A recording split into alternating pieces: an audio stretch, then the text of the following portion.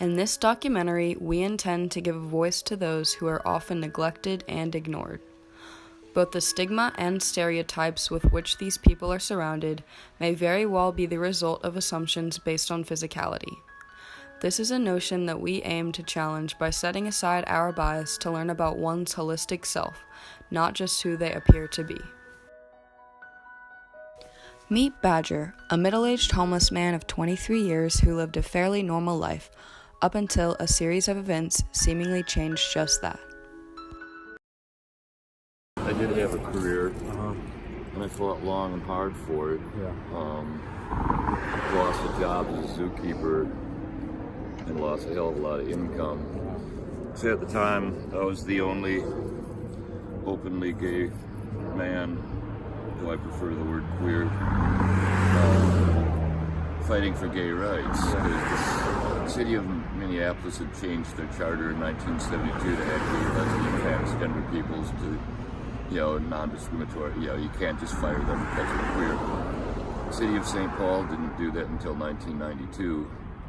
So for almost 9 years, I was the only openly queer man fighting for gay rights during the time of the AIDS plague. So not only did all these good old boys hate me for being a faggot, they hated me because they thought I was just oozing disease.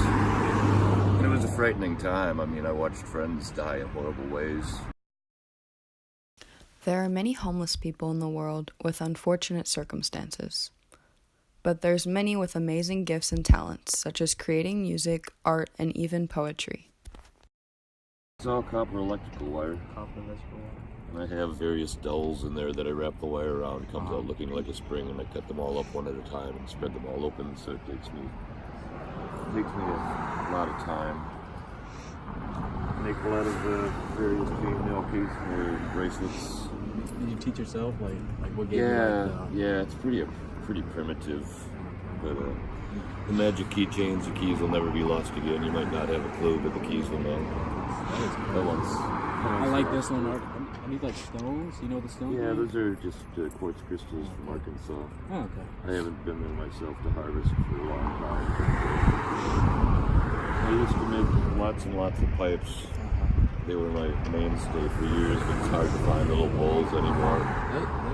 And they came, for a while I was signing and numbering them, and they came with a lifetime guarantee if they were confiscated by the laws or replaced them for free.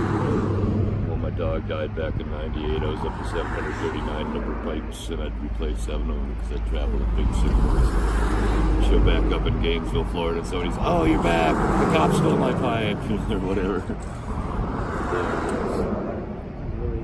Of those, and these are for smoking hand-rolled tobacco products or large joints.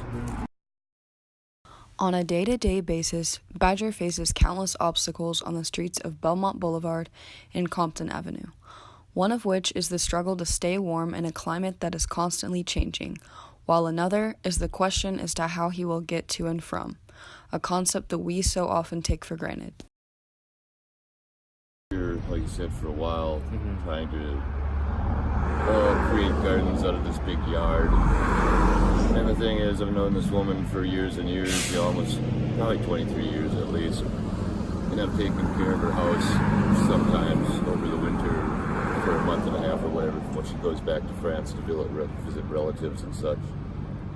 And when I came back, she told me she had all these projects that she wanted me to build and create and repair, etc., and that she would pay me well, and that she was hold some of the money back so that I might have a vehicle again, so I wouldn't have to ride my bicycle to New Orleans again for the winter, down to Florida or whatever. She wanted me to build a garden shed so that I could get all the crap, because the cave that I live in is filled with all this old crap.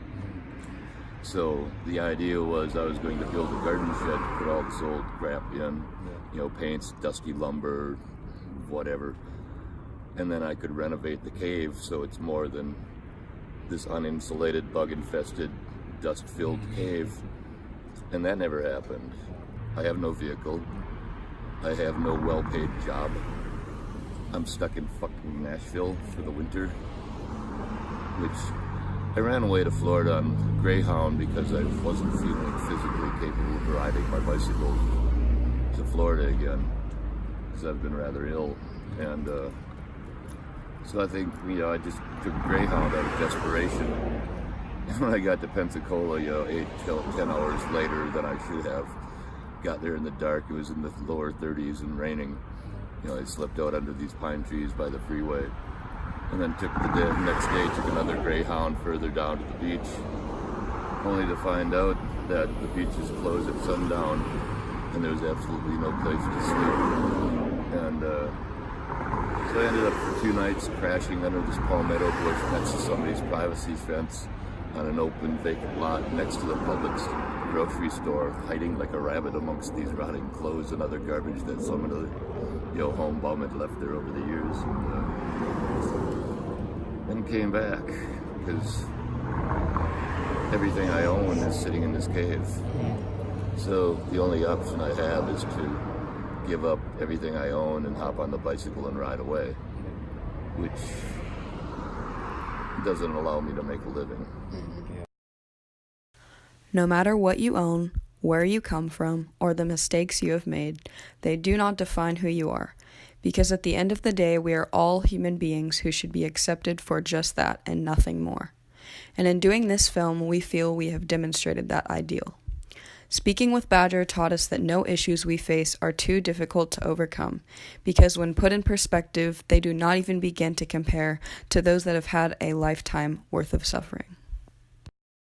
We thank you for watching and hope you enjoy this exclusive clip with none other than Badger himself. It was from the slime of freedom that the ganja grew. And that's why the CIA has assassinated Dr. Doolittle and instigated civil war on the island home of the snail-worshipping peoples, arming both sides, of course, to annihilate each other, to wipe out all memory of the giant snail called Freedom, who they hold in captivity along with Elvis and Jim Morrison and Jesus Christ and a few others. But the cult of the giant snail survived and reared its ugly head in Austin, Texas. And my mission, whether I decided to accept it or not, was to help free Freedom so that the ganja might grow again and save the mother snail who pines away in sorrow for her children, and he will give birth no more. Doo-dah.